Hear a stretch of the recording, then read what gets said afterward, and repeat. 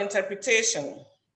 And please use the Chinese channel if you want to listen in Arabic. You can mute the original audio if you want to listen to your choice of language, or you can keep the original audio on if you want to hear both the original language and a translated language of your choice. But remember that the Chinese channel will give you Arabic. I encourage panelists to speak slowly and clearly to enable the translators to work efficiently. I also encourage panelists to constantly check the chat and the Q&A icons to see if there are questions from the participants directed at them so that they can prepare and answer when we get to the Q&A session. Participants are encouraged to type their questions in the Q&A icon and their comments in the chat icon. I'd like to remind all participants that this webinar is being recorded and is also beaming on YouTube. Ladies and gentlemen, our world has been changed by the COVID-19 pandemic since the virus started in late 2019. As the pandemic unfolds, we have found implications for all spheres of our lives. For the future and the new normal portends critical situations and implications for agriculture, food, and nutrition security. Agriculture is a sector that needs strategic attention because it is critical to the livelihoods of many around the globe. And for us in Africa, it is essential that we secure the livelihoods of our smallholder farmers and boost sustainable food systems. Ladies and gentlemen, the trend of disruptions caused to our lives, especially to agriculture, food, and nutritional security by COVID-19, makes it imperative for all of us, especially those of us in academia, research, governance, agriculture, and livelihoods, to ask a very important question. And that question is, how do we effectively deliver food for Africa in the new normal? Our focus for this webinar will be on recontextualizing support for enhancing productivity and marketing systems for smallholder farmers, innovations for delivering agricultural advisory services to farmers to enable them to make smart decisions. We will also look at innovations for reducing logistical bottlenecks and enhancing e-commerce. And we will discuss innovations for multiple agricultural and social protection interventions. And we will also think about galvanizing partnerships and collaborations to strengthen African agricultural research and innovation capacity. And for today, we have very distinguished personalities to speak to us. We'll be listening to Dr. Agnes Kalibata, President, Agra Nairobi, Kenya, Dr. Simeon Ewi, Regional Director for Sustainable Development for Africa at World Bank in Washington, Professor Abebe Hill Gabriel, FAO Assistant Director General and Regional Representative for Africa based in Accra, Ghana, Dr. Owusu Afriye Akoto, the Honorable Minister for Food and Agriculture of Ghana, Dr. Godfrey Bahigwa, the Director, Department of Rural Economy and Agriculture at the African Union Commission in Addis Ababa. And our discussant will be Professor Franz Swanepoel, a research fellow at the University of Pretoria in South Africa. We are indeed privileged to have such distinguished minds to discuss the theme for the webinar. And the theme for the webinar is delivering food for Africa in a transforming agri-food system in the new normal. Before we go on to our panelists, I would like to introduce to you the Executive Secretary for RUFORUM.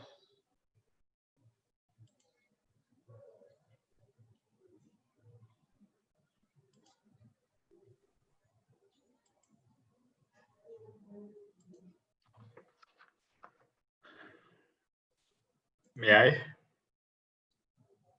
Just a second, I'd like to introduce you, Professor Adipala.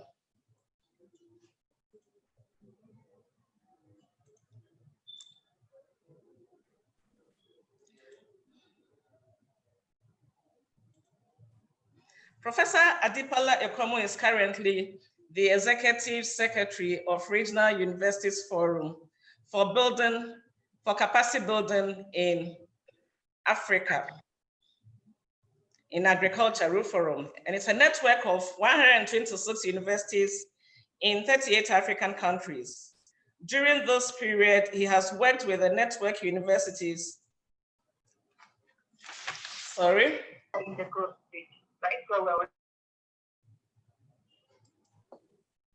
So Professor Adipala would give us a brief opening remarks. Professor Adipala, please. Thank you very much, our distinguished moderator, Your Excellencies, distinguished participants, ladies and gentlemen. It is indeed very humbling for me to welcome you to this webinar on behalf of the RUFORUM Network Universities. The overall aim of the RUFORUM webinar series is to galvanize dialogue and debate on critical issues affecting development landscape, not only in Africa, but globally. This is especially important in light of the global challenges mankind is facing today, not only in terms of the health concerns, but broad livelihood concerns, especially food and nutritional insecurity and environmental degradations. These issues are posing unprecedented challenges and are eroding the strides that we have made towards a food and nutritional secure continent.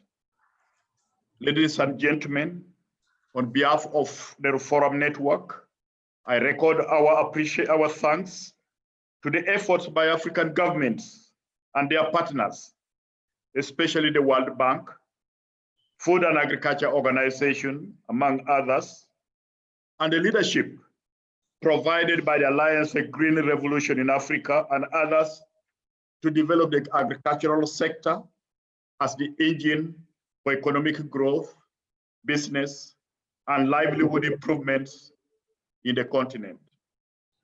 Certainly under the African Union's Comprehensive African Agricultural Development Program, CAADP, we have made significant strides, but not enough to rid the continent of the rampant poverty and food and nutritional security. And the gains we have made are being eroded fast due to the ravages caused by the new challenges, especially environmental change, devastating crop and livestock diseases, and pest outbreaks, such as the desert locust, and now the COVID-19 pandemic. What this means, ladies and gentlemen, is that we must bolster collaborative response to build resilience and come up with more innovative strategies for better and more impactful responsiveness. A lot is underway by the different agencies and institutions, and I believe the African Union Commission is galvanizing continental response by our member states. But the questions are, what are those efforts? What else should we be doing to halt the widening food and nutritional insecurity? How are we prepared to respond to future such calamities and changing global landscape? What role will research and indeed universities play? As a network of universities, Reform has proposed 4 strategic intervention to respond to the current challenges posed not only by the COVID-19 pandemic, but also other challenges that we are facing.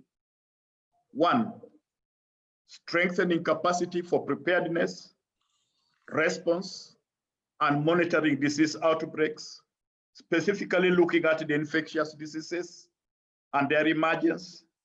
This was the focus of our last webinar. Secondly, in terms of the higher education, is reimagining higher education in the post-COVID-19 pandemic crisis and realignment of teaching, learning, and a research environment in Africa. This was the focus of our first and second webinar. The third is a focus on strengthening capacity to respond to invasive pests and crop livestock diseases in Africa. This will be the focus of our webinar on 29th July. But the key purpose of our meeting today is on how best to help farmers and rural communities make better decisions and gain from food chains and transformation of the agri-food system. So we seek to learn from our panelists and each other about the opportunities for collaborative action to strengthen agricultural development and food and nutritional security. I thank each of the panelists and our moderator for accepting to participate in this webinar. I thank you, distinguished participants, for joining the webinar. Like the moderator has said, please do participate actively in the dialogue through the chat box and the question and answer session. We look forward to your active participation and to listen to your new ideas. Ladies and gentlemen, I end by inviting you to join us on 29th when we look at issues related to building a regional collaborative response to invasive pests and transboundary crop livestock diseases. And this will be followed by a joint webinar that we are organizing with the Food and Agricultural Organization on the importance of family farmers' well-being to Africa's realization of sustainable development goals. Thank you, ladies and gentlemen. I wish you good deliberation. Thank you. Thank you very much, Professor Adipala, for setting the tone for us to continue. We'll now go to the first speaker, and I will introduce the first speaker to you.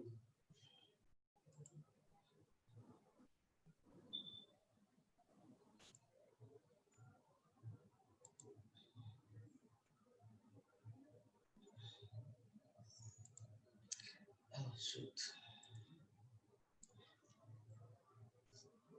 Okay. The first speaker for us today is Dr. Agnes Kalibata.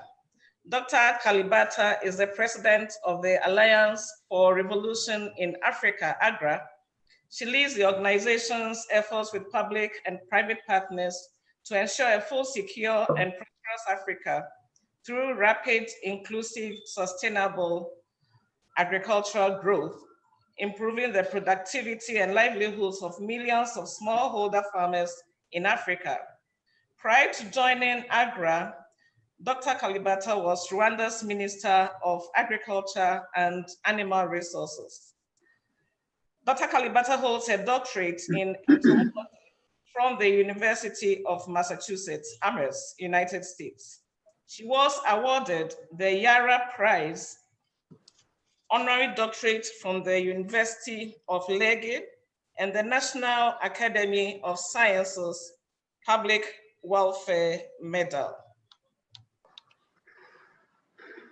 Dr. Agra will speak on strategies for the African, Dr. Kalibata will speak on strategies for the African agricultural sector to the current pandemic and future shocks.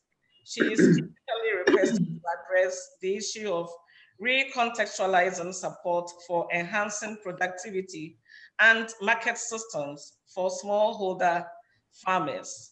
Dr. Kalibata, you are welcome. Thank you. Thank you so much, Professor, for the introduction. And I just want to recognize and thank the Minister of Agriculture from Ghana. We were together at the beginning of the week, speaking exactly about this very topic.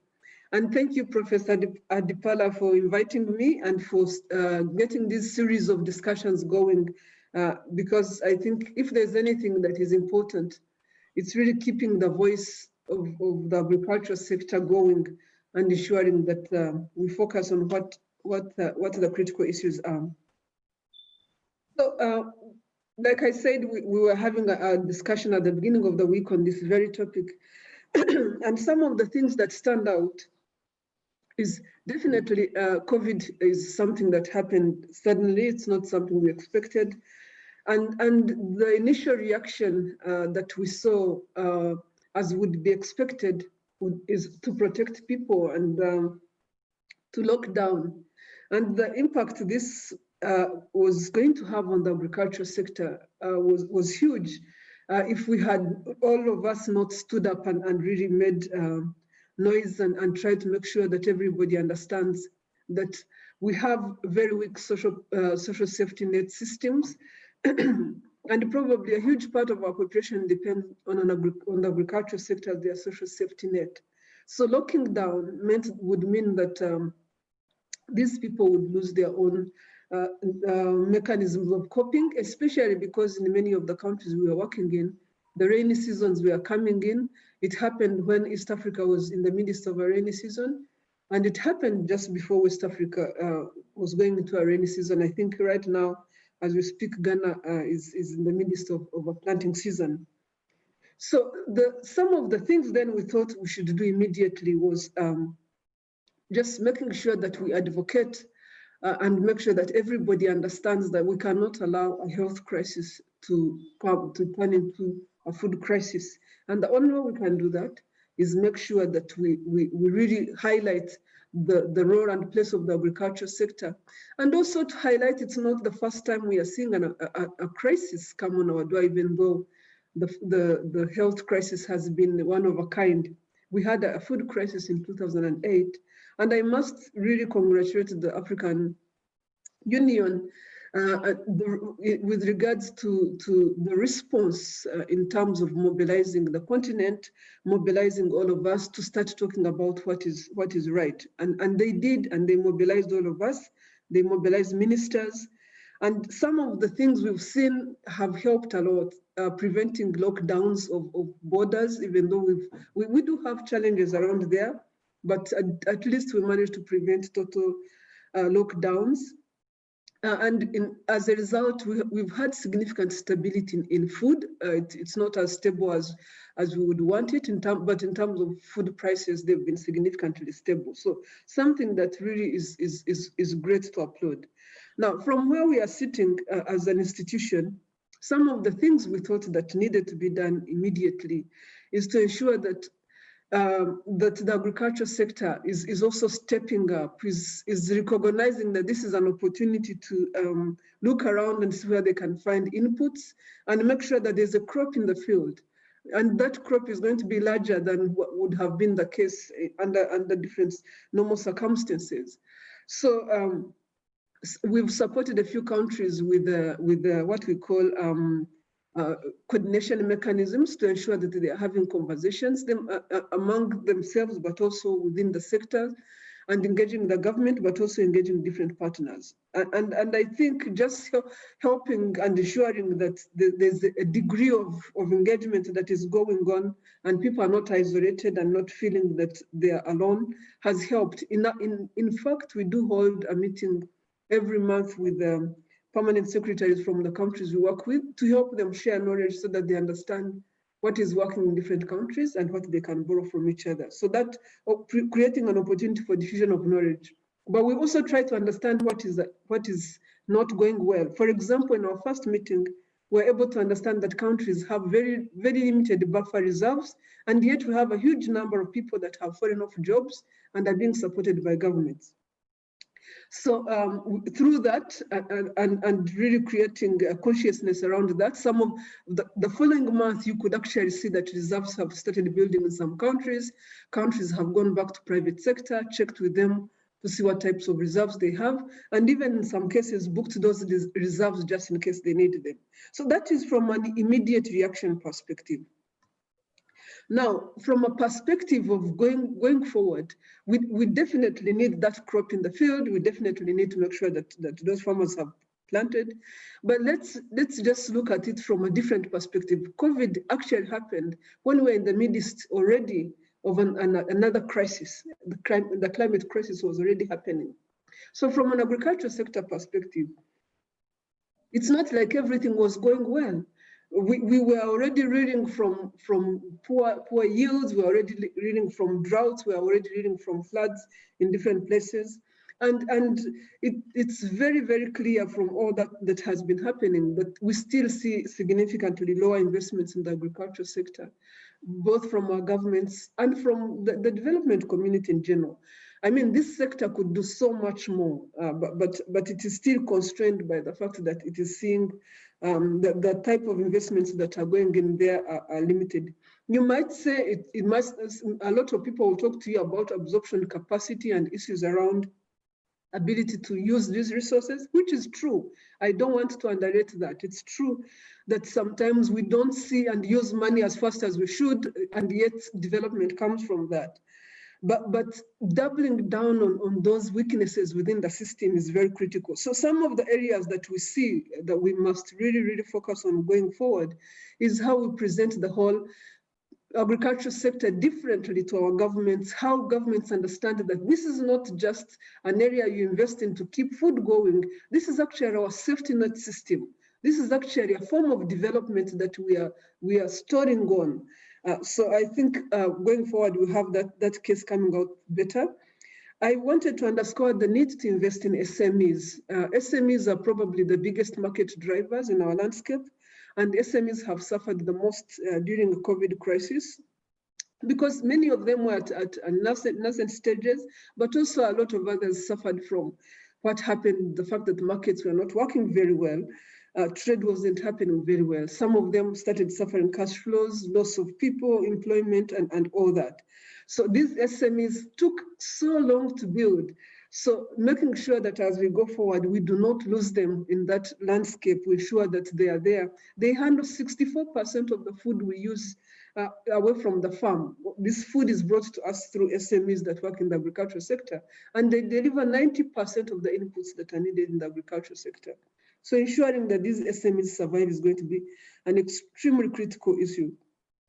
The last point, two other points I wanted to mention, the role of digitization. A number of countries that already have this going. I mean, we are working with a few countries where we are able to get extension to continue just by supporting a little bit here and there. We're able to have extension continue in some of those countries and able to communicate with the farming communities through extensions that are living with them.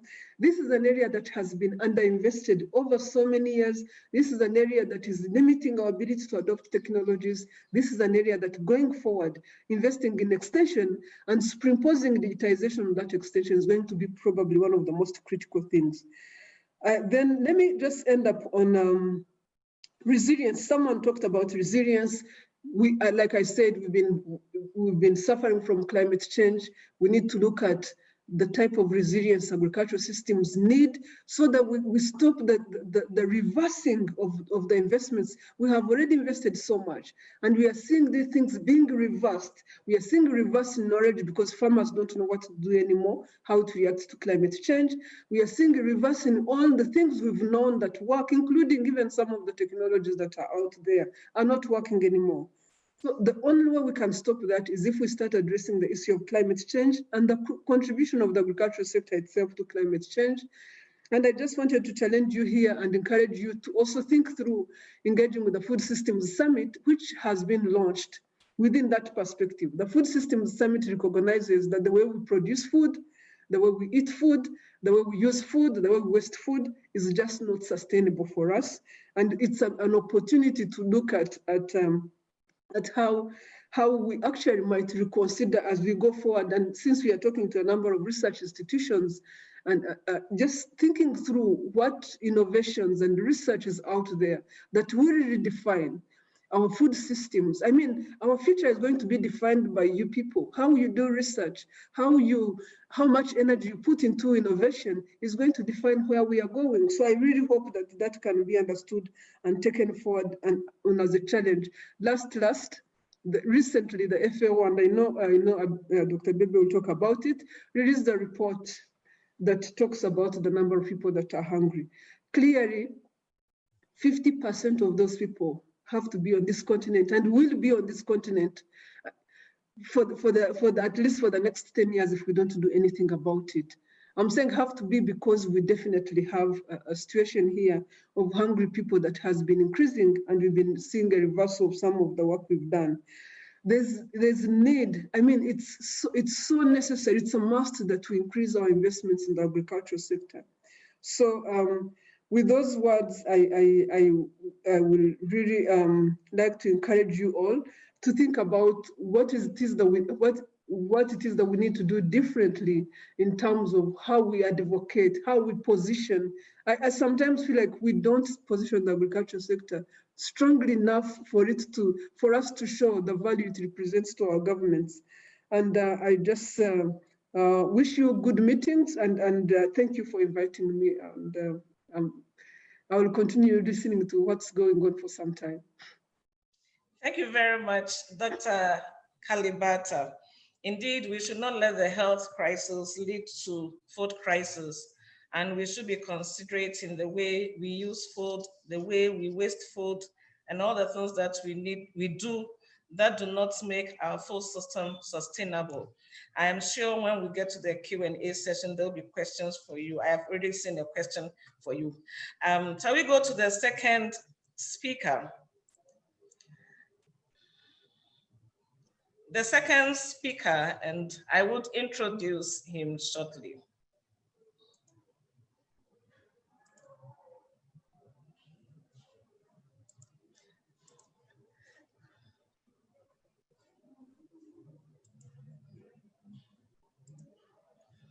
The second speaker is Dr. Simeon Ehui.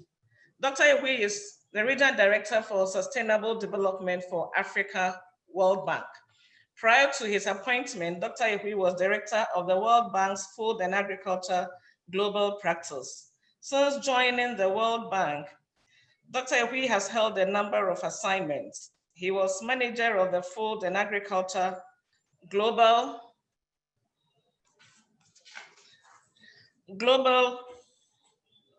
Practice. Since joining the World Bank, he has held a number of assignments. Dr. Ehui will speak about the World Bank's response strategies for sustainable development in Africa, especially for the African agricultural sector, to the current pandemic and future shocks. He is specifically requested to address the issue of innovations for multiple agricultural and social protection images. Dr. Ehui, you are welcome. Thank you very much, Professor. I want to make sure that you hear me well. Yes, I do. Thank you. And I would like to extend my greetings to Professor Dipala. Happy to see you and organizing this webinar. And I also would like to also recognize my fellow panel members. I was just in a previous meeting with Dr. Kalibata in a meeting that just ended. Look, I also would like to really send my greetings to Dr. Abebe, Ale Gabriel, my dear friend Dr. Usu, who's Minister of Agriculture of Ghana. I haven't seen you for a while, given the COVID. I look forward to really coming there soonest. And Dr. Godfrey, as well as Franz, all of them are good friends. We'll be meeting over and over. I have been asked to share the World Bank's response strategies for system development in Africa in the context of the current pandemic, with a focus on innovations for multiple agriculture and social measures. Let me start to say that the COVID-19 pandemic is unprecedented and continues to cause significant economic hardship and death throughout the world. Enough has been said and written about it, and I will spare you the additional burden of highlighting these issues.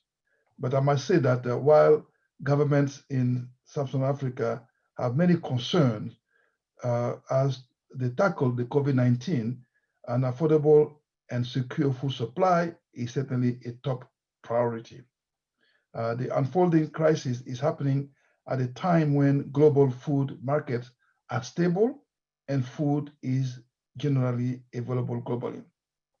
So this is a very different situation from the one that we were in 2007-18 global food crisis, when grain stocks were low and international food prices were soaring.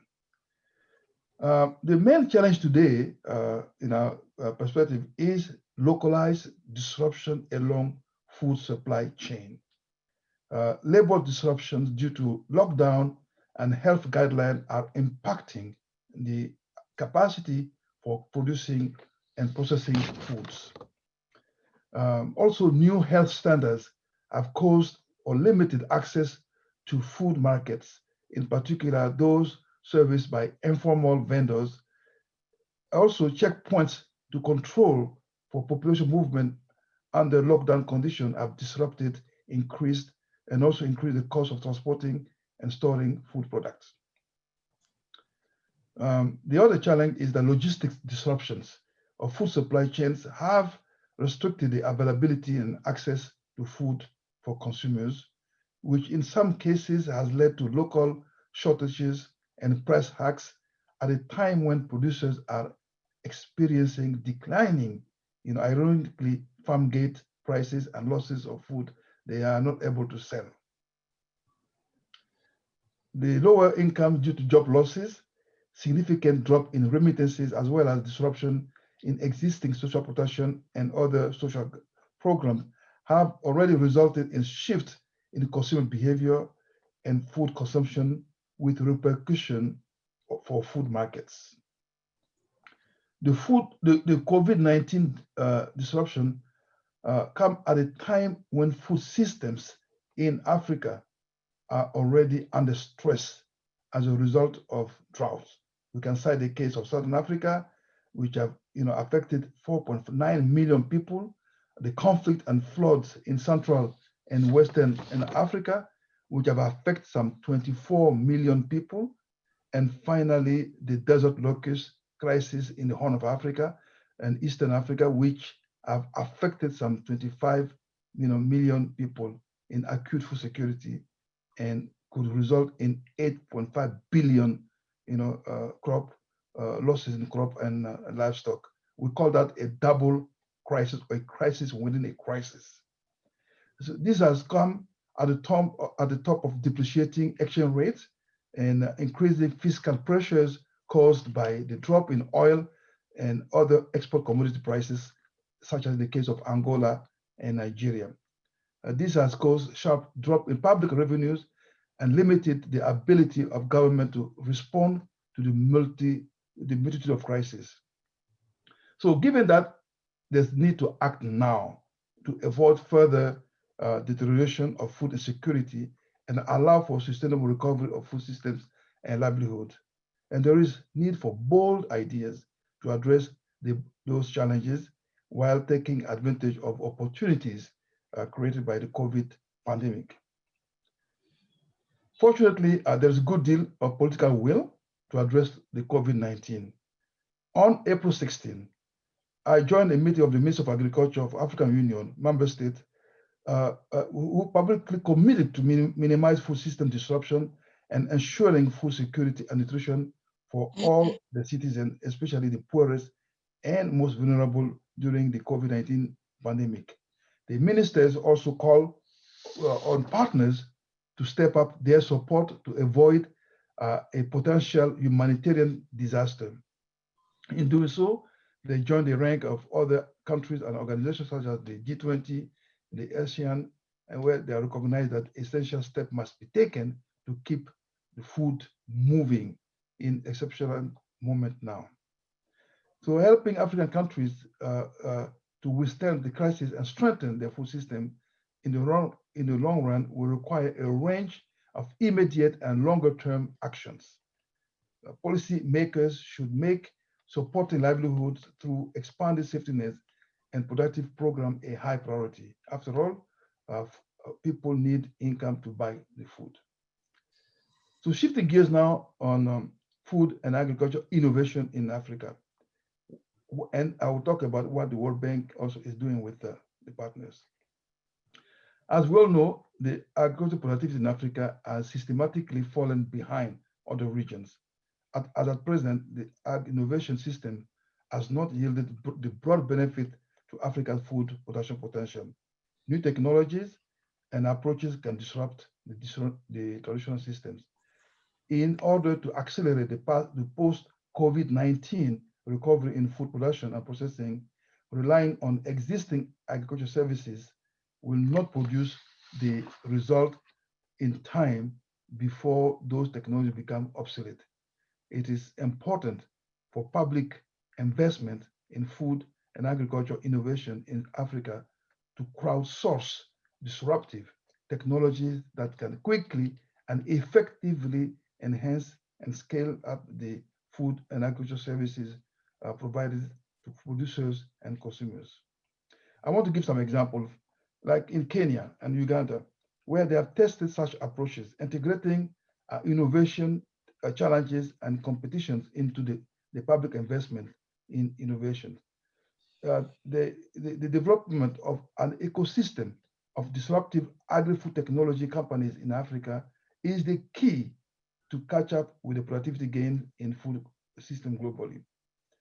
Some examples, the precision agriculture is a good example of disruptive technology that has the potential to improve productivity.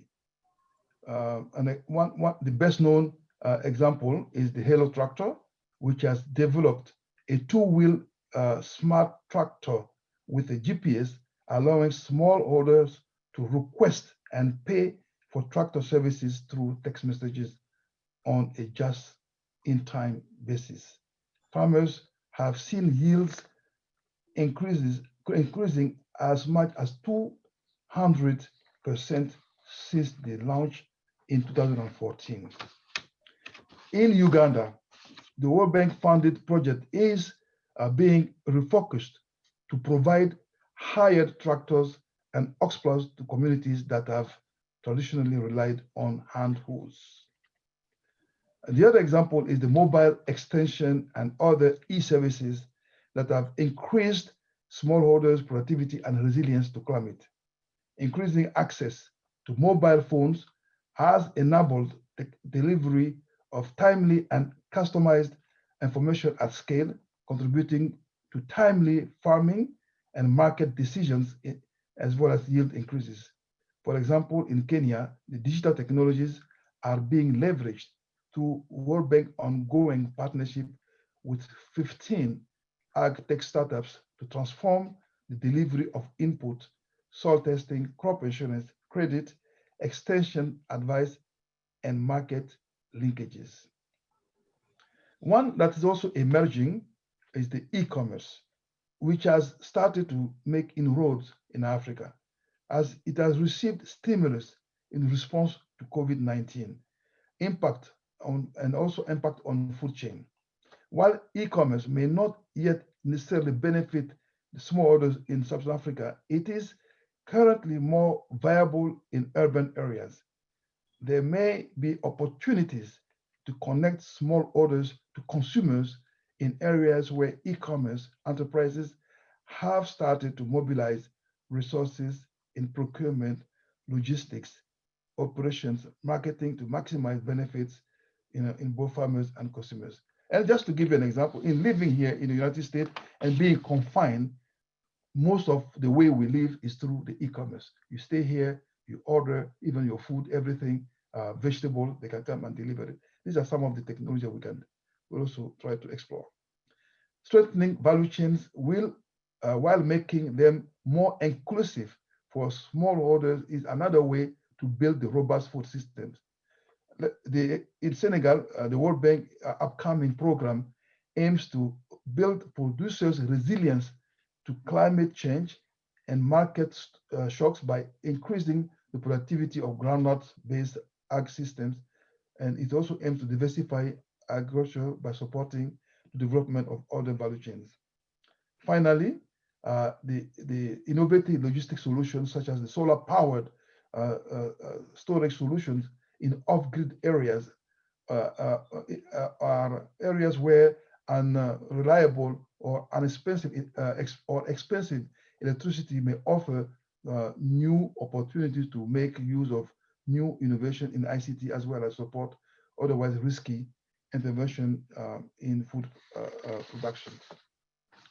Now, the biggest question to ask now is how can we accelerate this one more vividly? For us, the long term, it's critical to provide the skills needed to be able to really take advantage of those technologies. So the workforce in farms and agribusiness in Sub-Saharan Africa countries are in dear need of improving knowledge and skills to better respond to the emerging challenges. One of the key challenges for adoption of innovations and technologies, as we mentioned, is the limited ability or availability of adequate skills. And this is where the institution like the Rural Forum become quite important, and the university network. Innovation capacity and skills are an essential precondition for long-term sustainability of the agri-food system. The other challenge is educating solid agricultural economists who will be able to produce the growth of the sector, contribute to the growth of the sector, either as managers of commercial farms and agri-food enterprises, or as policy analysts who enable their countries to better analyze, broker, and communicate their agricultural and food policy choices.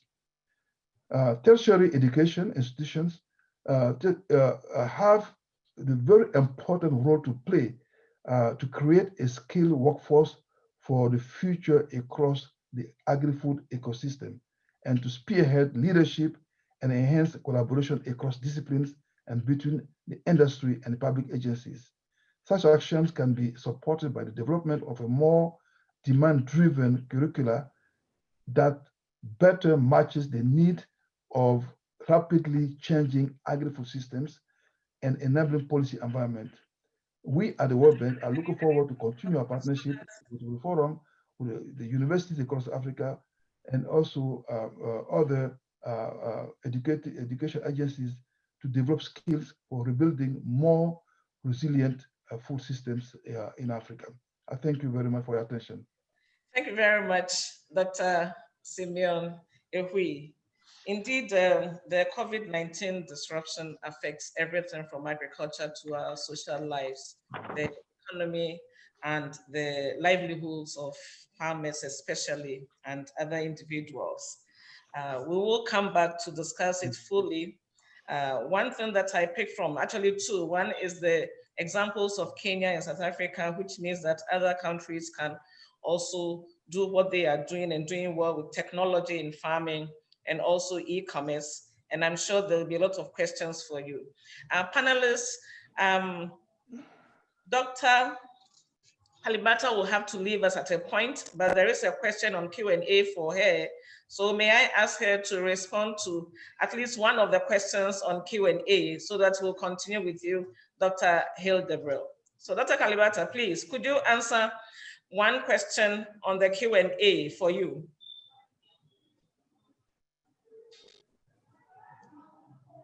Dr. Kalibata? Okay, so I will go on to the third speaker, who is Dr. Abebe Hill Gabriel.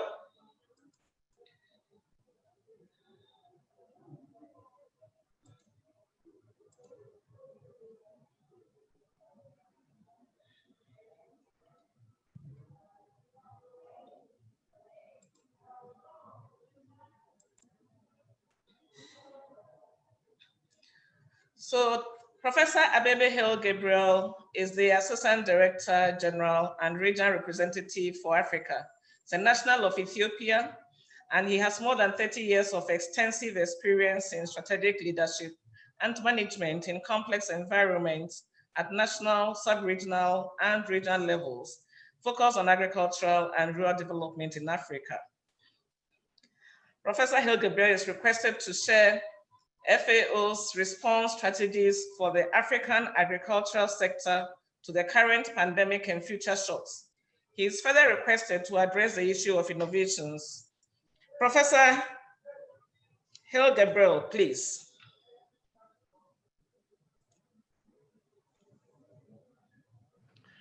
Thank you, Professor Moderator, for that introduction.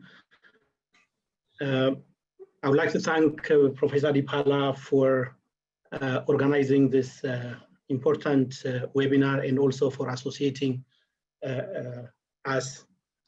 My warm regards to the Honorable Minister of Food and Agriculture of Ghana, Dr. Kalibata, Simeon, Godfrey. I will focus my intervention on 4 interrelated items. The first is to ask ourselves and reflect on what the new normal is. And then to talk a little bit about enabling innovation systems for smart decisions. And then to look at the evolving roles of agricultural advisory services in the new normal. And finally, provide some examples of how FAO is approaching this as part of its response to the COVID-19 challenge, but more generally on agriculture as part of the agriculture innovation systems effort.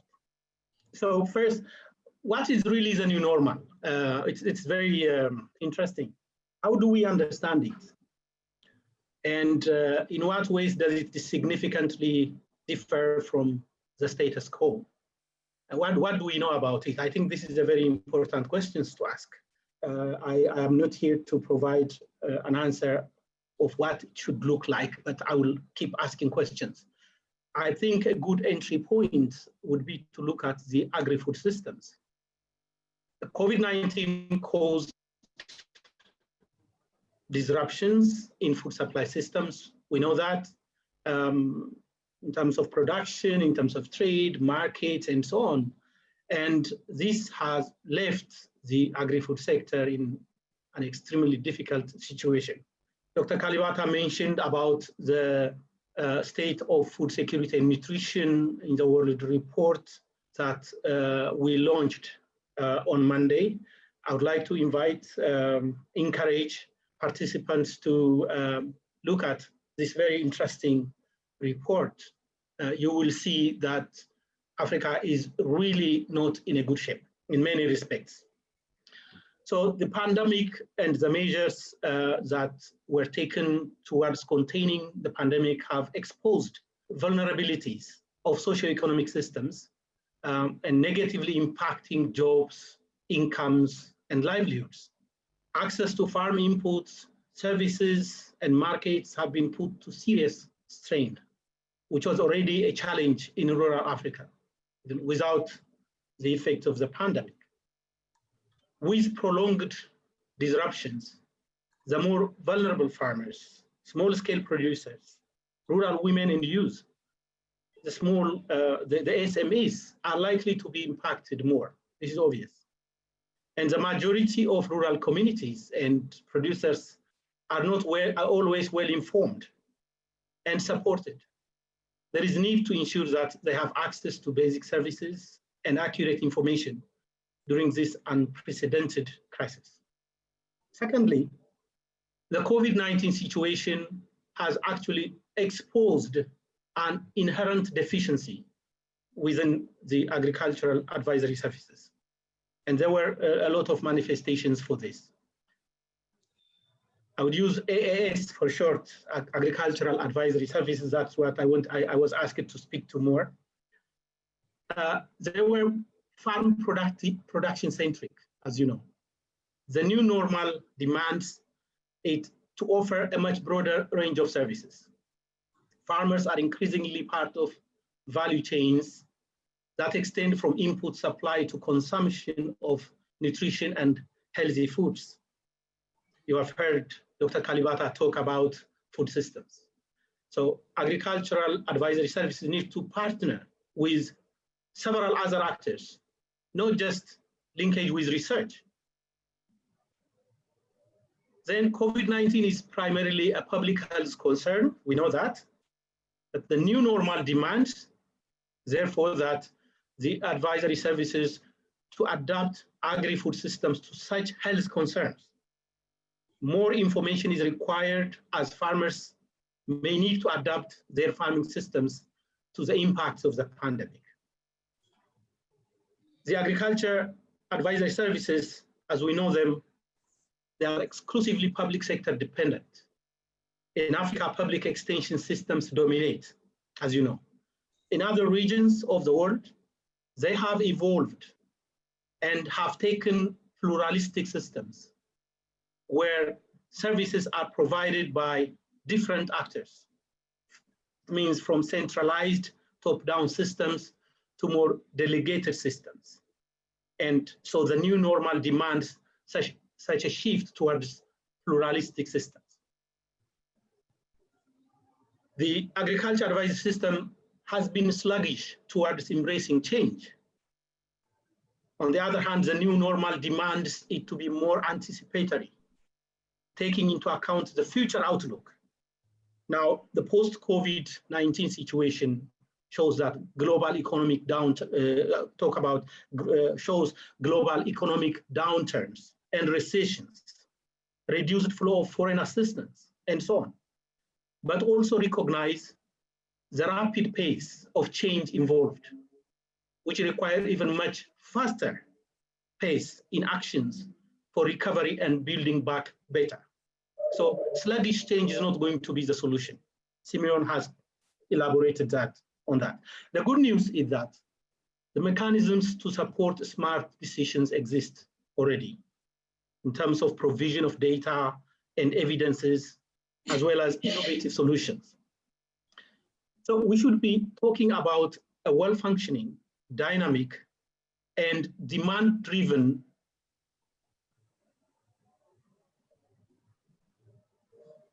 agriculture advisory services that can play a critical role in the multi-stakeholder processes which facilitate innovation. And I want to pick three considerations. First is the need to design and operationalize agriculture advisory services as an integral component of the agriculture innovation system. So the issue is beyond technology dissemination and research extension linkages.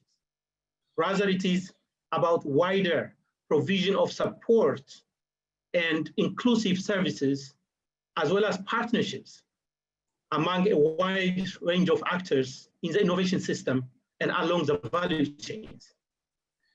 In effect, it is about activating a network of actors or organizations within the agricultural innovation systems and promoting customized technologies and practices suitable for location-specific contexts. It's also essentially about going digital. Digital tools and technologies enable information flow in spite of physical distancing and mobility constraints that have been imposed due to the pandemic. So using accessible digital tools, mobile phones, knowledge management platforms, e-extension, and so on, as well as emerging technologies, such as blockchains, AI, and Internet of Things. Second, the need to innovate from within to ensure an effective and efficient response to the risks of crisis. So innovate from within. This is very important.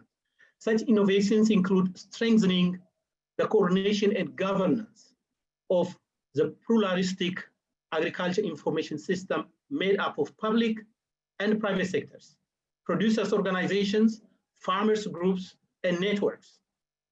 Advances in digital extension, while using all available and accessible information channels and facilitating and entering into partnership with many and with often non-traditional actors in the agricultural innovation system.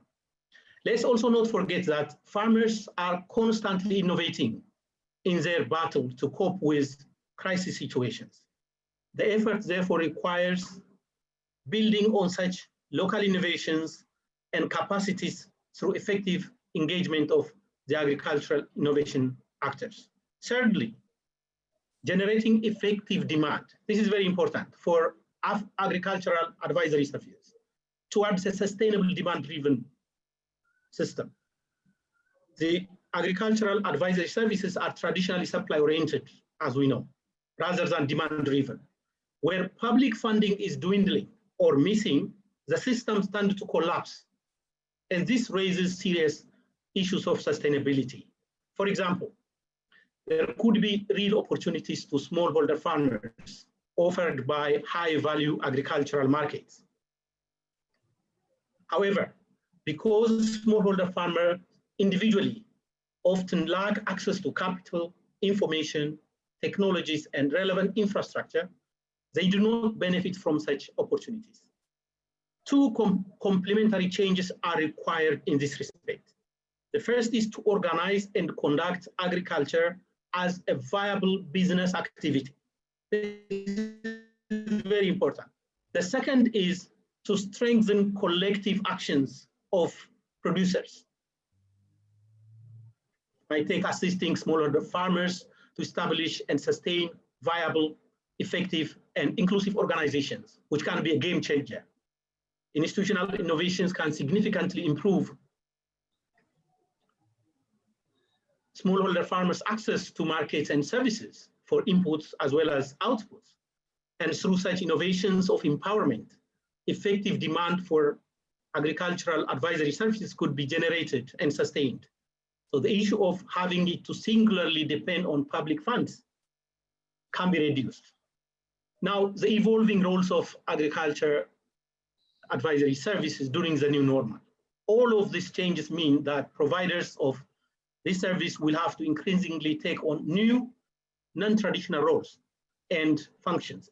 In the context of COVID-19, this could be provision of targeted advice and information on suitable technologies for food production, labor-saving technologies, information about locally available inputs and varieties and market information, or facilitate linkage with other actors to arrange smart transport to markets. We know this is one area that has been really affected.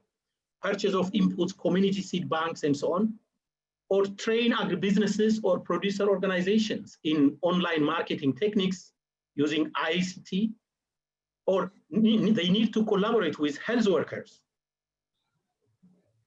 raise awareness on COVID-19 and on preventive measures, distribute even safety equipment and hygienic products and so on, and provide feedback to policymakers and research on issues arising on the ground, a variety of roles.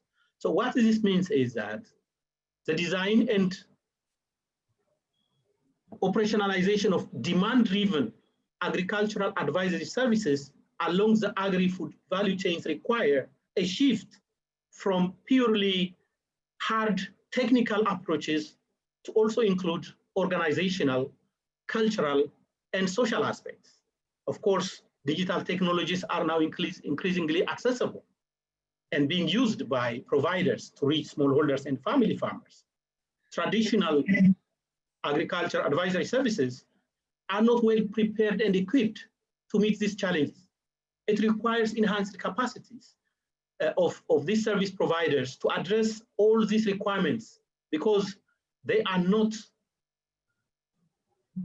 need to be equipped with a whole set of additional knowledge, skills, and attitudes. I'm very happy that Simeon went in much detail on this to conduct their business. And this is an area where RU Forum needs to immediately work on this. Now, some examples from FAO. FAO's response strategies. Could you wrap up so that? Yes, just a couple of minutes on FAO. FAO's response strategies for African agriculture sector to the current pandemic and future shocks. We've launched yesterday the FAO's COVID-19 response and recovery program entitled Transforming Our Food Future and called for joint action on COVID-19. And this has 7 pillars addressing immediate as well as medium and long-term response. The first is on global humanitarian response plan. The second is on economic inclusion and social protection to reduce poverty. The third is boosting smallholder resilience for recovery. The fourth is preventing the next zoonotic pandemic. The fifth is trade and food safety standards. 6 is food systems transformation. And 7 is data for decision making. And on agriculture advisory services, FAO provides an extensive repository of good practices and technologies as part of its online knowledge portals, which can be easily adopted to respond to the needs of the innovation systems. These practices and technologies have been applied and tested on the ground and packaged for the benefit of various actors.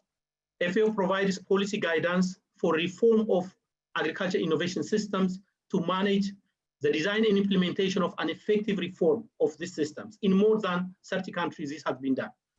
It assists national systems to advance the digital agriculture transformation through 2 main pathways. One is by enhancing the delivery, scope, and impact of advisory services for smallholder farmers through digital innovations, including both emerging technologies and accessible digital tools.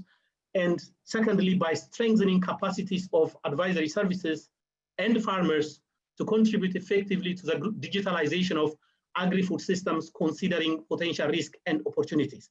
I just want to use one example, which I am sure Honorable Minister will come to it to elaborate further.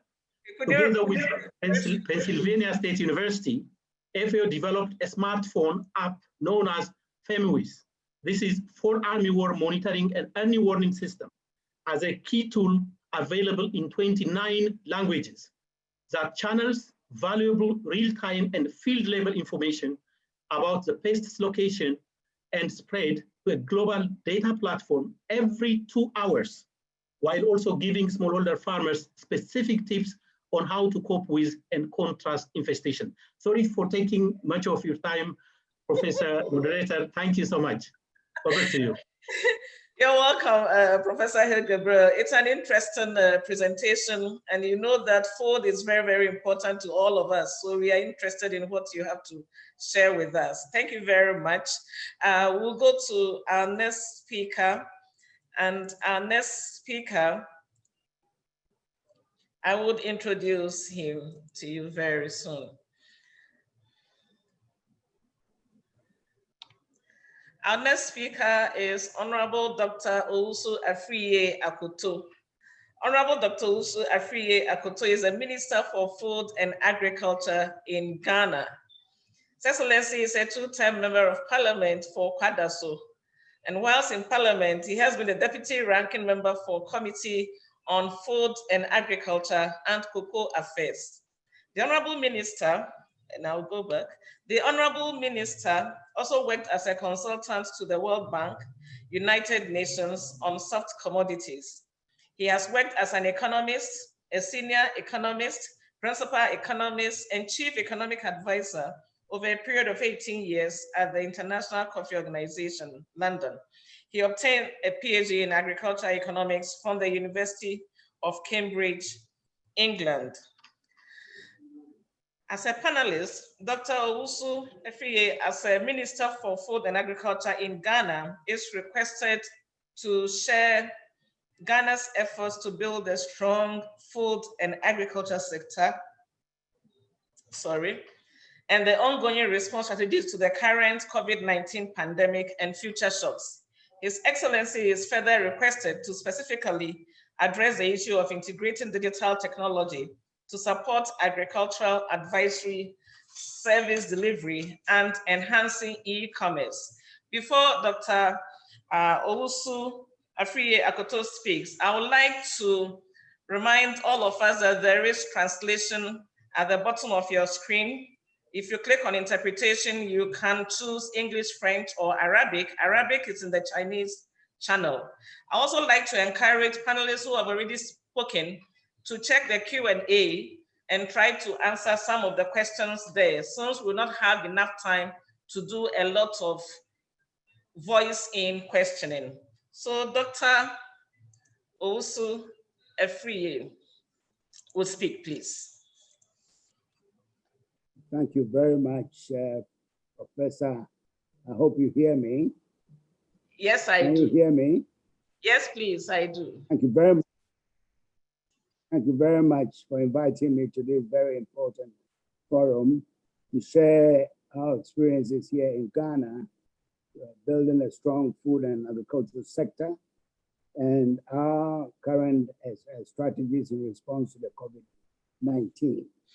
First of all, I would like to state that we have basic problems with our agriculture in Africa. Particularly if you look at Ghana's situation, it is to do with our agricultural productivity. Productivity on our farms are some of the lowest in the world. In fact, as far as Ghana is concerned, if I use maize as an example, because it's the most important staple crop for our country, and so is it for many other African countries, the yields of maize using traditional methods are only 1.5 metric tons per hectare. 1.5 metric tons per hectare, which is one of the lowest you can find in West Africa or in the world. And the basic challenge for us is how do we improve the productivity of our farmers, who are mainly smallholders. In Ghana here, about 90% of our agricultural output is produced on very small farms of 2.5 acres or 1 hectare or 2 hectares, that's all. And that's what provides us with all our food, most of our food, and also our agricultural exports. So the productivity, the low productivity of these farmers cut across all the products. And as I said, typically in West Africa, that is the performance. So our objective, we shouldn't lose sight of that basic problem when we are talking about post-COVID response, because on top of the COVID, we have this fundamental problem of very low productivity. The response of this administration for the last 3.5 years has been to recognize such low productivity. And that has guided us in all that we have done, which we have labeled Planting for Food and Jobs, is basically to provide seed and improve seed and fertilizer to our farmers, and to increase our traditional extension services in terms of hiring of additional human resources to be with the farmers shoulder to shoulder on the farms, in addition to the digital technology for extension services. Now, just to give you what we have been doing here in Ghana in the last 3.5 years before the COVID, we've had to focus on making sure that these farmers, these smallholder farmers, are provided with improved seeds and fertilizer. And these two inputs are very low content in the smallholder agriculture in Ghana. And what does that mean? It means that only about 12% of maize farmers, for instance, ever applied fertilizer before we came into office. And not only that, the amount of seed that is improved seed that farmers applied was only about 15–20% of smallholders applying improved seed. Some of them, most of them even without fertilizer, because of affordability. Smallholders in Ghana are the poorest group of workers in Ghana.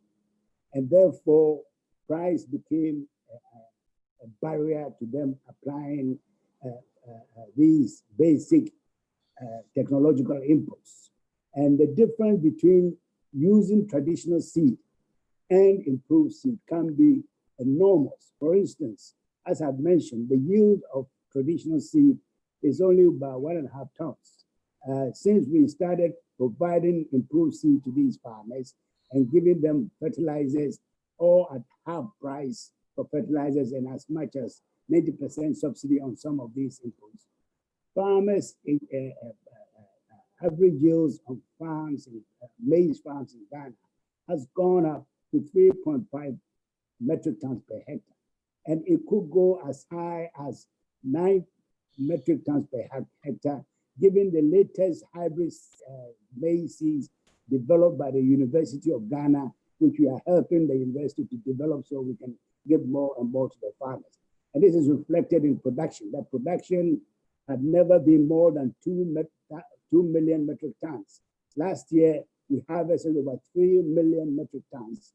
And now, I'm using maize because, as I said, in terms of food security, is the most important. But it's also so in soya beans, in maize, in rice, in sorghum, and other grains that Ghana depends on for strategic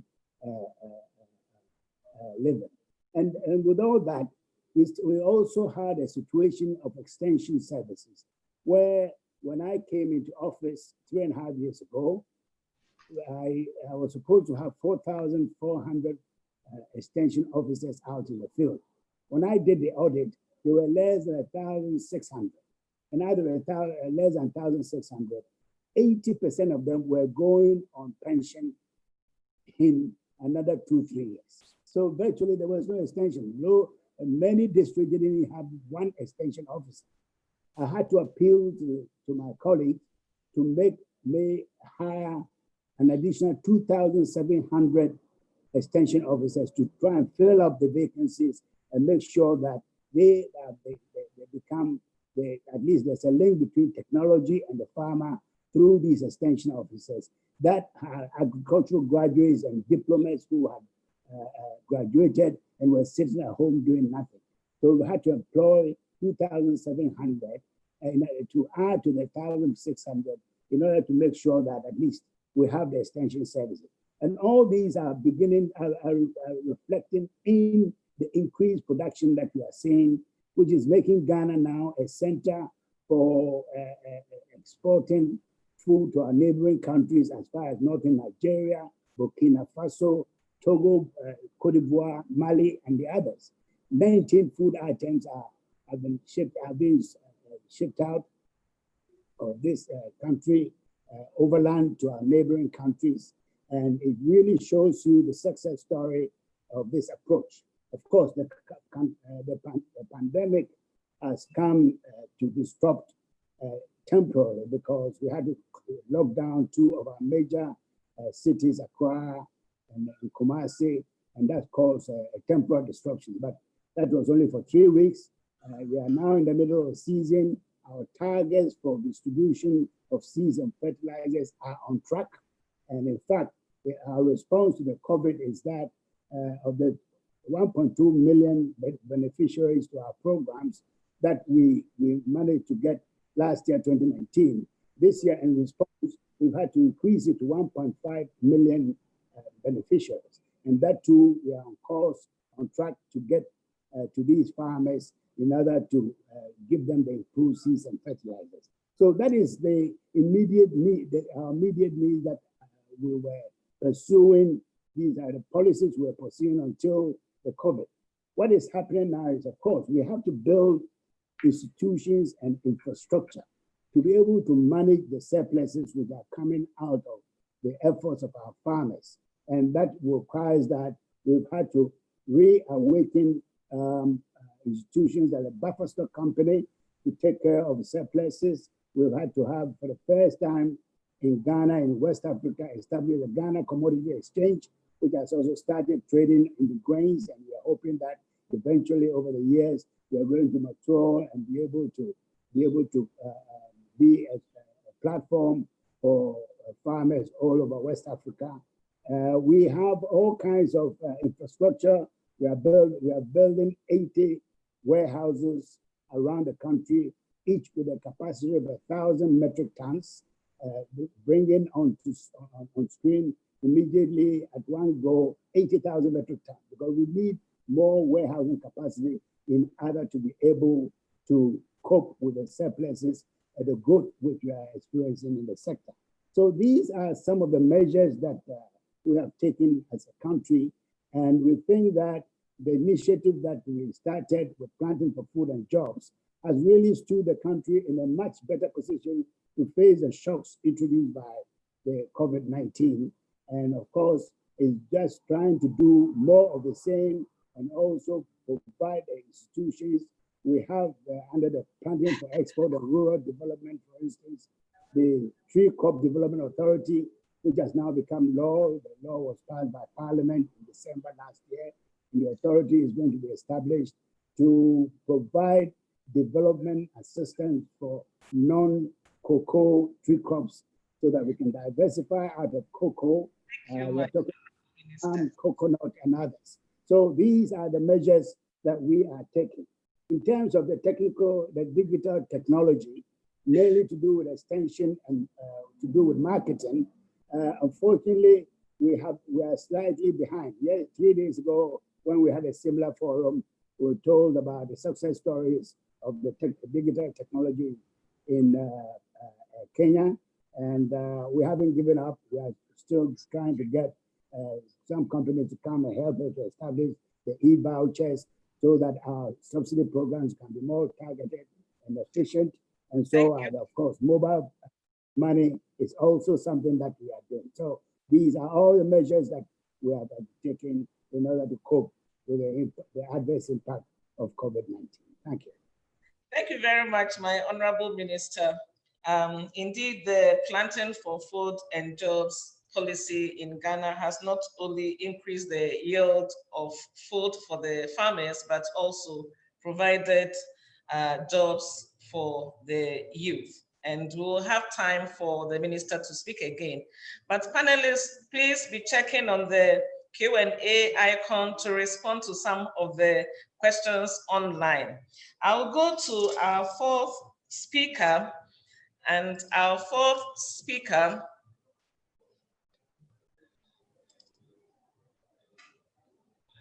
I will introduce him shortly. Our fourth speaker is Dr. Godfrey Bayigwa. Dr. Bayigwa is the director at the Department of Rural Economy and Agriculture of the African Union Commission, Addis Ababa. He works with AU member states, regional economic communities, and other partners to boost rural economic and agricultural sector development by supporting the adoption of strategies, policies, and programs. Before joining the AU, he was the head of the International Food Policy Research Institute's Eastern and Southern Africa office in Addis Ababa. Dr. Bayigwa holds a PhD in agricultural economics from the University of Missouri, Columbia, United States of America. As a panelist, Dr. Bayigwa, being the director of the Department of Rural Economy and Agriculture at AUC, is requested to share African Union Commission strategies for the African agricultural sector and efforts to build resilience of the sector to the current pandemic and future shocks. He is specifically requested to address the issue of galvanizing partnerships and collaboration to strengthen African agricultural research and innovation capacity. Dr. Bahigwa, please. Thank you, Professor Dora. Let me also thank Professor Adipala and the entire Ruforum fraternity for inviting the African Union Commission to be part of this webinar, and also recognize my fellow panelists, Agnes, Simeon, Abebe, and Honorable Owusu. So my presentation will be short, but it will have three aspects to it. Provide a little context, then talk about the short-term responses of the African Union Commission, and then our efforts around medium-term interventions. So a lot has been said that provides the context of the discussions we have today. But just to mention that latest statistics that we have from the Africa Centers for Disease Control show that COVID-19 has spread to 54 of our 55 member states. So only one member state doesn't have COVID cases, with over 600 positive cases and over 13,000 deaths. And therefore, this is a continental problem that requires continental approaches to address the impact of the pandemic on food security and nutrition. But before proceeding, let me be provocative a little bit. I've had several speakers mention that the phrase, the new normal. I think I would like to question that. Who knows the new normal? Because the COVID-19 situation is still playing out, and we don't know where the equilibrium of this pandemic will settle at. And so today's response may not necessarily be those of tomorrow.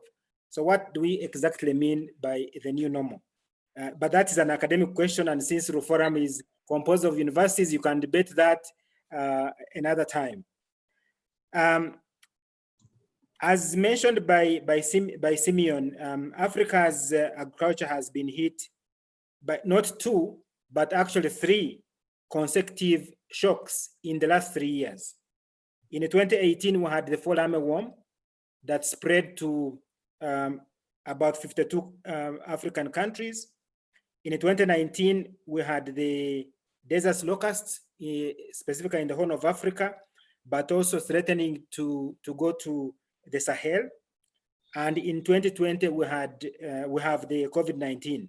So 3 consecutive shocks in as many years.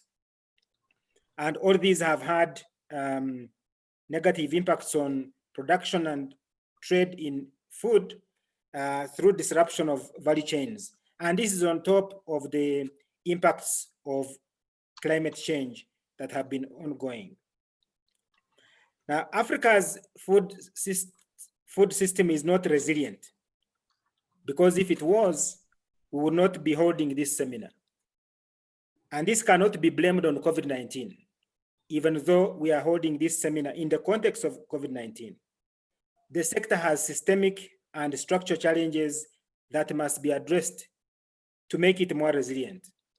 And previous speakers have mentioned some of these structural and systemic constraints. Honorable Owusu just exhaustively talked about the low crop yields on the continent, and also shared what Ghana is doing to address this with great success. Abebe mentioned the weak extension services and so on. So I will not repeat those, but just tell you that COVID-19 is not responsible for the weak food systems on the continent. It is just an additional one. And therefore, to respond effectively, we should not be blinded by COVID-19. We should be looking at the long-standing structural and systemic constraints of Africa's agriculture. Now, on my second aspect of my presentation, the short-term responses by the African Union Commission, basically this has been around, like others have said, responding to save lives.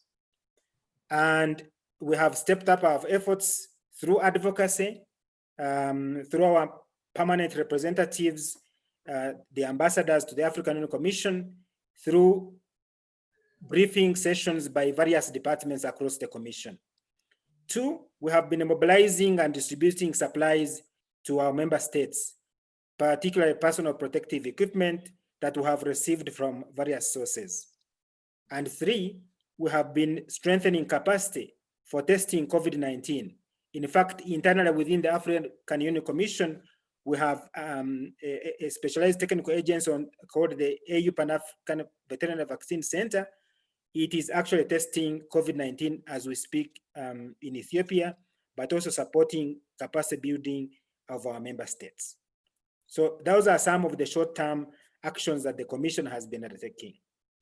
For the medium term, we are focusing, and specifically for agriculture, the agriculture sector, targeting improved food security and nutrition. We are targeting our efforts at mobilizing our member states as well as partners to support these member states.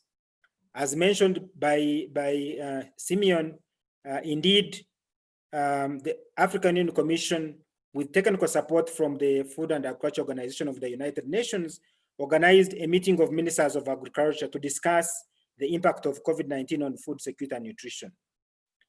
52 of our member states attended and 45 of them at ministerial level. This meeting culminated in a declaration that called on for interventions by ministers of agriculture, looking at mobilizing farmers to plant more during the coming planting seasons, providing them with the inputs, calling on ministers of trade to keep domestic markets functional, and reducing post-harvest losses, as well as keeping borders open to facilitate regional food trade. As Dr. Kalibata mentioned, that this was a good move by the African Union to make this call. And also calling on ministers of finance to mobilize both domestic and external resources to finance the agreed actions in agriculture and trade. The ministers established a high-level task force that was created to follow up implementation of the actions in the ministerial declaration. This high-level task force is composed of the African Union Commission, FAO, European Commission, IFAD, World Food Programme, the World Bank, Africa Development Bank, and the AU Development Agency.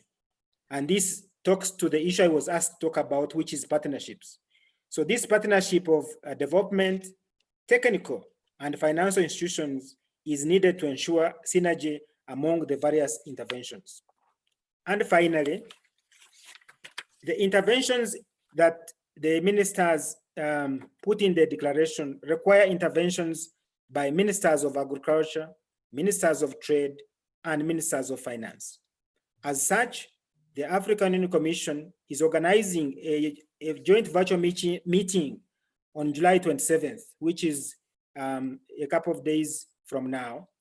And this meeting will bring together the 3 ministers to discuss and agree on concrete actions that are needed to respond to the short-term impact of COVID-19, which is about saving lives and increasing production, but also to discuss the need for strengthening Africa's food systems for the long term to respond to not just the impact of COVID-19, but the impact of the pests and diseases that have afflicted the continent, as well as the impacts of climate change.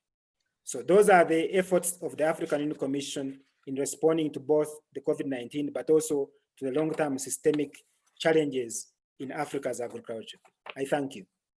Thank you very much, Dr. Baigwa, for saving us a few minutes and also for leading us to what the African Union is doing.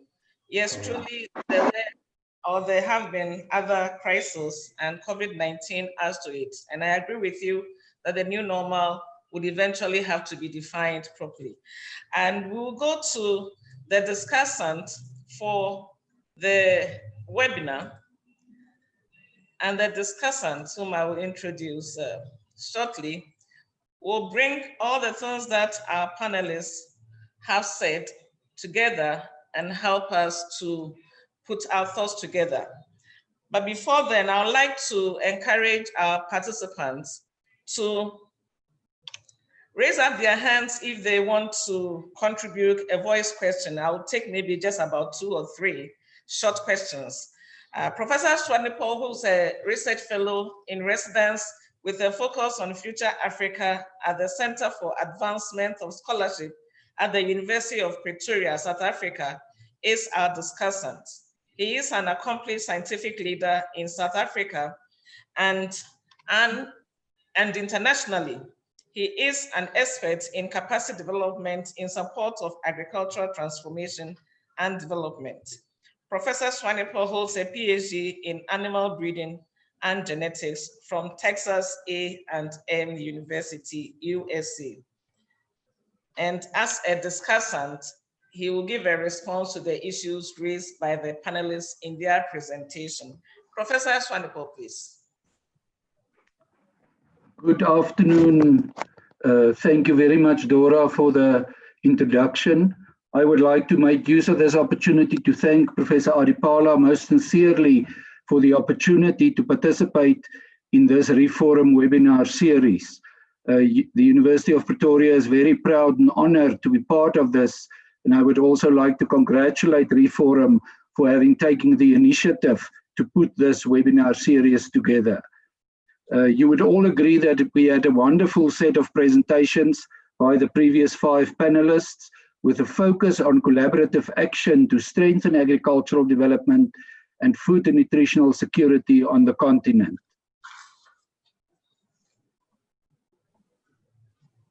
Next slide, Melody. I'm going to introduce by introduction, just briefly refer to the important points that has came through with respect to COVID-19 and the impact of that on food systems in Africa. It has really highlighted the interconnectedness of global sustainability challenges and how shocks and interventions in one system have far-reaching impacts on others.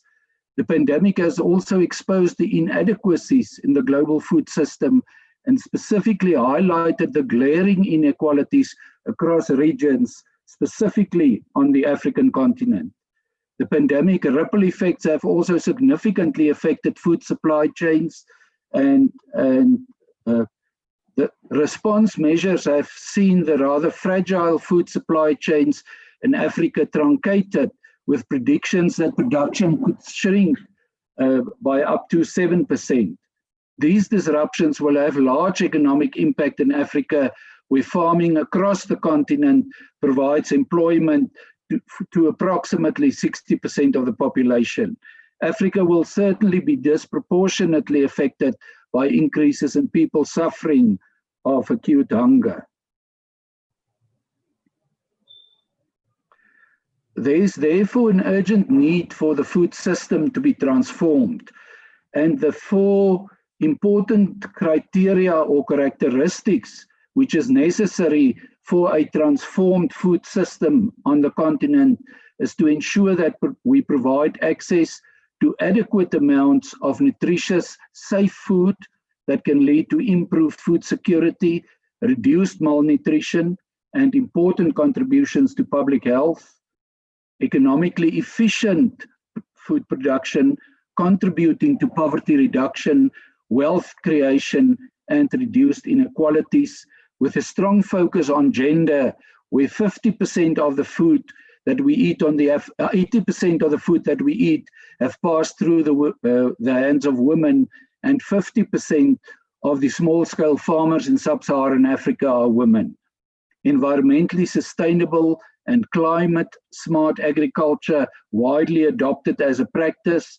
It was emphasized by a number of the speakers. And then that the transformed food system should also be characterized by sustainable consumption and production, with radical reduction in food losses across the entire food system or the food value chain. The additional salient points in order as they have emerged by the presenters is that there's a strong need to support smallholder farmers, critically to make a health crisis does not become a food crisis. Going forward, will require need to support the SMEs and invest in digitalization of the extension services. We must continue to advocate strongly the role of the agri-food system and facilitate opportunities to advance that. Investment in innovations and technology for agriculture and yield high impact, which can yield high impact. E-commerce opportunities is critically important. Reform has already taken the lead in that. Skills development was emphasized by almost everyone, including Simeon, that really needed to capitalize on opportunities in the innovations and the technology domain. Vulnerable groups, women and youth, likely to be disproportionately affected. There should be special strategies to support them. We need context-specific responses and innovations that can support all actors in the system. Challenges brought about by the pandemic are compounding the problems already inherent in the weak African food system.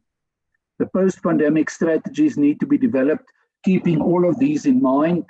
Institutions and infrastructure need to be strengthened, because it's not only the capital, but also the institutional responses and institutional innovation, which is critically important. And then lastly, and most importantly, partnerships and collaboration. In other words, Sustainable Development Goal 17, beg your pardon, at all levels, across sectors, which are critical to strengthen the agricultural research and food system. This is just a very quick illustration to see that the transformation of Africa's food system plays several direct roles in achieving the SDGs. Gender equality and partnerships at the bottom are critical, but equally important, the other 6.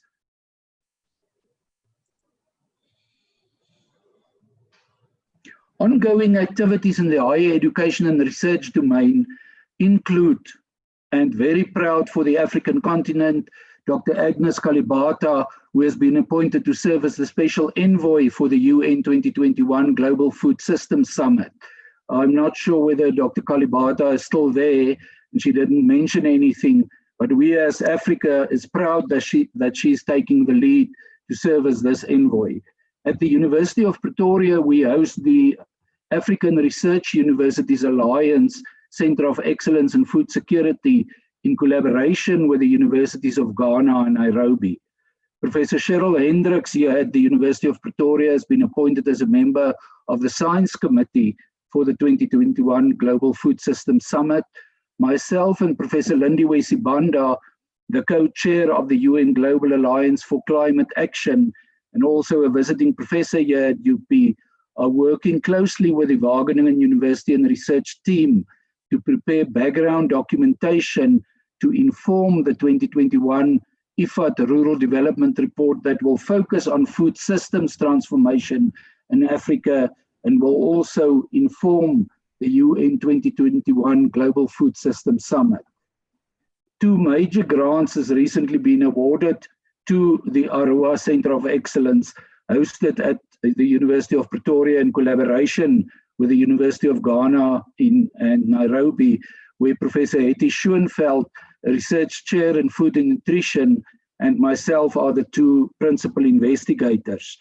We are especially grateful for the opportunity that UP is an active member of the Reform Network, and we work closely with Professor Adipala and all the Reform members to facilitate opportunities and contributions from African universities to also serve as input to the Rural Development Report and eventually reach the UN Global Food Systems Summit next year as the African voice, which is critically important. In conclusion, I would like to just mention the Food Systems Research Network in Africa. It's a collaborative initiative between the University of Pretoria, the University of Leeds, and Vanderpan. It's funded under the ARUA UKRI Global Challenges Research Fund Research Excellence Program and focused to conduct research utilizing systems-based methodologies that enhances understanding of African food systems to address the Sustainable Development Goal challenges. There will be specific focus on climate-smart, nutrition-sensitive, poverty-reducing interventions that can be implemented. A 2-year structured fellowship program for up to 50 African early career researchers to work on this agenda. And these fellows, the majority who will be women, will work with their research together with mentors from across the African continent. Collaboration will include a network of academic partners in 6 focus countries involving at least 10 universities, all of which are Reform member universities in Kenya, South Africa, Malawi, Tanzania, Zambia, and Ghana. The food system stakeholders, including farmers, producers, practitioners, retailers, consumers, and policymakers, will all participate to co-design and implement the research in the different countries. And over the long term, the FSNet Africa network seeks to build and sustain partnerships across sectors along the entire value chain between capable and equitable stakeholders as envisaged in Sustainable Development Goal 7 to address Sustainable Development Goal 2. I think this is a broad summary of most of the important issues that has come through and could serve as a framework for our discussion. Thank you.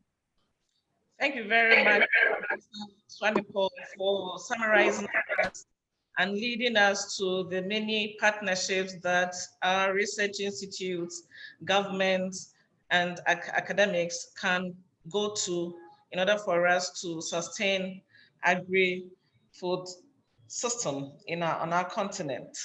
Ladies and gentlemen, we've come to the Q&A session. We have as many as 46 questions at the Q&A, and there are some chats. But I would like to put this question, which is from a participant, to all the panelists. And please try to keep your responses as brief as you can, because we don't have a lot of time. One of the participants is asking that considering that we have a new normal coming out of the pandemic, how are we going to ensure that we do not waste food? And how can we adopt innovations to make sure that the food comes from the farm to the fork without any wastage? And I will start with Dr. Abebehil Gabriel. Briefly, please.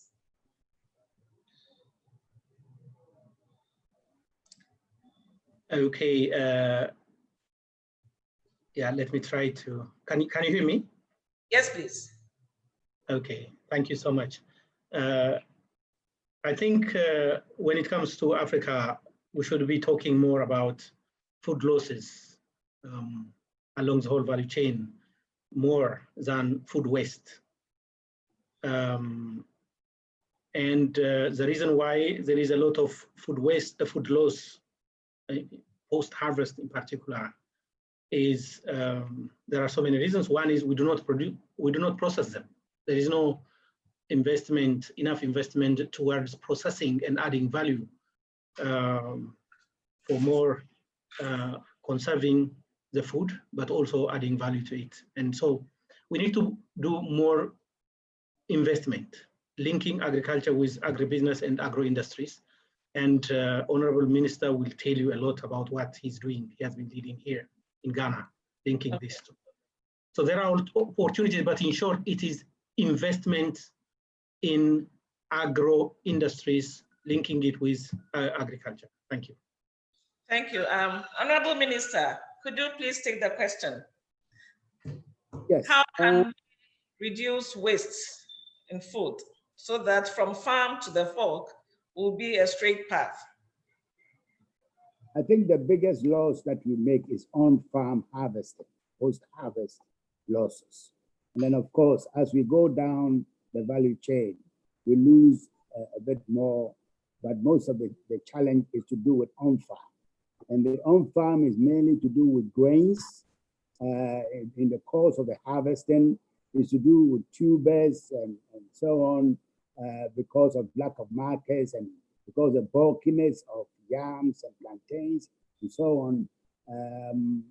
In the case of Ghana, in this kind of surplus situation, we find that evacuation of food from the farms do not really ensure total usage, because the roads are not the best, the accessibility and the capacity of the haulage and so on and so forth.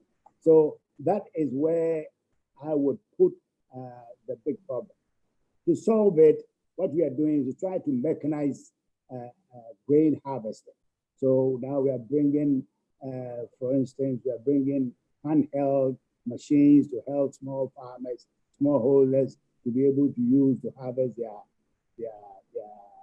rice and then threshers, basic threshers, to be able to thresh the maize and the paddy rice and so on. All this in order to save on the losses. And of course, this year is a year of the roads for Ghana. And so a lot of the roads are being rehabilitated. So rural roads are getting access to major producing centers. So all government to try to reduce post-harvest losses. Thank you very much. Dr. Ewi, would you say a word about that briefly, please? Yes, very briefly.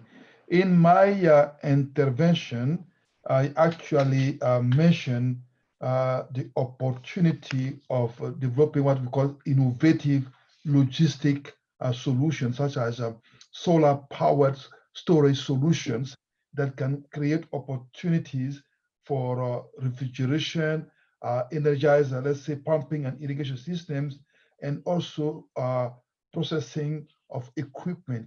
The reason why they are not they are food wasted is because the food is not stored, okay, and it's not processed, and it's lack of electricity, for example, in those rural areas is a major factors. And also keep the supply chain, open movement of logistics to ensure food transportation from the producing zone to the urban areas.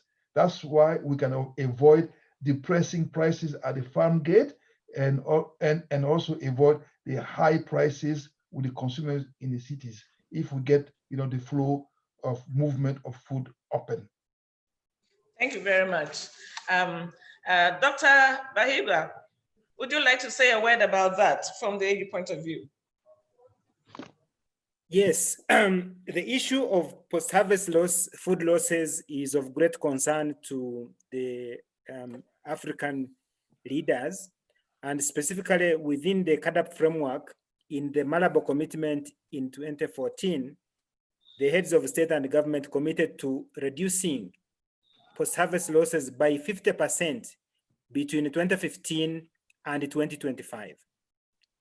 And through the CAADP biennial review exercise, we have been tracking that indicator.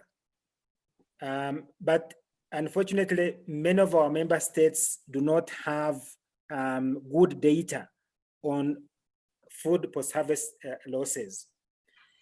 So what we are doing as the African Union Commission is supporting member states to develop post-harvest loss strategies, but also improving monitoring and tracking post-harvest losses on the continent.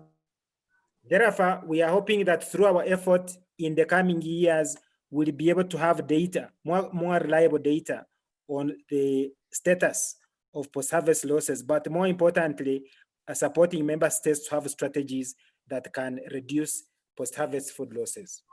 Thank you. Thank you. My question, Professor Franz Swanepoel, which is also part of the questions coming up, that we're talking about technology, e-commerce, but we also know that there is a high level of illiteracy among the small farm holders. So how do we ensure that the small farm holder is able to access technology for the development of agriculture in Africa? Thank you, moderator.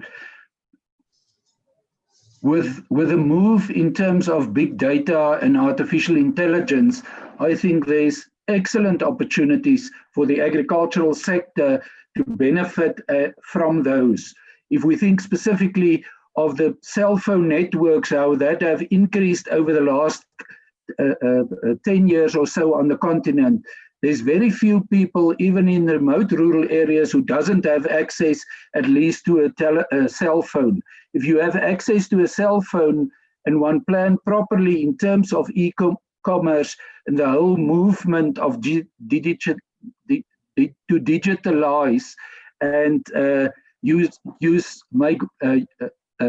of the benefits and advantages of artificial intelligence and fourth industrial revolution technology, we could have access at our finger points with respect to change in prices, market opportunities, input supplies, and if we access that and use it optimally, it can really make a big increase in terms of moving forward with the smallholder agricultural sector.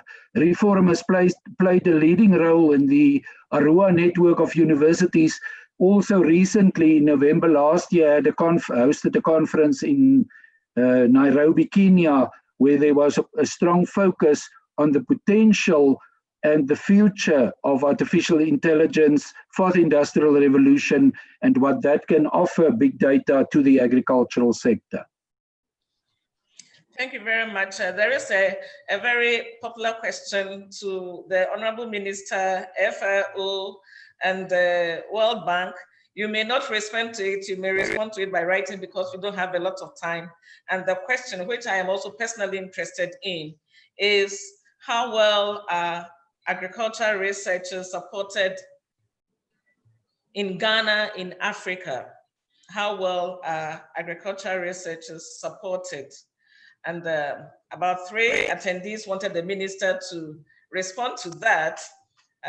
We don't have a lot of time, so I would recommend that the minister puts it in his talking note that will be sent to Root Forum so that it will be online for interested participants to access. Distinguished ladies and gentlemen, I must say that it has been an interesting discussion. Food is very, very important to all of us. And so we have tried to understand what is going on around Africa. We have noted that there is a need for us to educate Africans, educate the continent, that we should not make the health crisis a food crisis. We should work towards considering diversity in how we produce our food, and we should work towards making sure that we innovate, we bring in technology and other innovations so that the disruption that has come from COVID will not be there forever. We acknowledge that Africa has been resilient. We have faced many crises. We have had the climate crisis, we have had the pests, we have all these things mitigating against our agricultural yields. But in all these, we have stood very, very strong and firm, and we still produce food for the masses. And this is what we should continue to do. I would like to thank our panelists. They have been very, very good in their presentation. They have opened our eyes to many of the issues that prevail against Africa in terms of agriculture. And they have also given us some indications as to what we can do to make our agri-food system sustained, even in the new normal. So I'll thank you, Dr. Agnes Kalibata, Dr. Simeon Ehui, Professor Abebe Hill Gabriel, Honorable Minister Dr. Owusu Afriye Akoto, Dr. Godfrey Bayuga, and our discussant, Professor Franz Schwanepol. I must say that our discussions have pointed to the need for us in Africa to recontextualize, innovate, and galvanize our resources, both human and material, to provide support for enhancing productivity and marketing systems for smallholder farmers, so that they'll be able to keep their own livelihoods and also keep the security of food and nutrition for all of us. We should be considerate about the food system and its sustainability. And we need to add value to our production and guard against post-harvest losses. I am very sure that those of us who have participated in this webinar have been educated a lot more. It is true that the new normal during the pandemic and post-COVID-19 demands commitment from all of us to sustain humanity. And as the late Kofi Annan, the former UN Secretary General, once said, and I quote him, "If we get agriculture right in Africa, where most of the people now are working in that sector, not only would it help boost development, but we will be secure in terms of food and nutrition, and then be able to move on to other areas." I know that food is life. I thank you all, distinguished panel members, participants. Thank you, Professor Adipala, for hosting us, and thank you, the technical team. We will meet at Roof Forum Webinar 5 on 29th of July. Bye-bye. Thank you very much.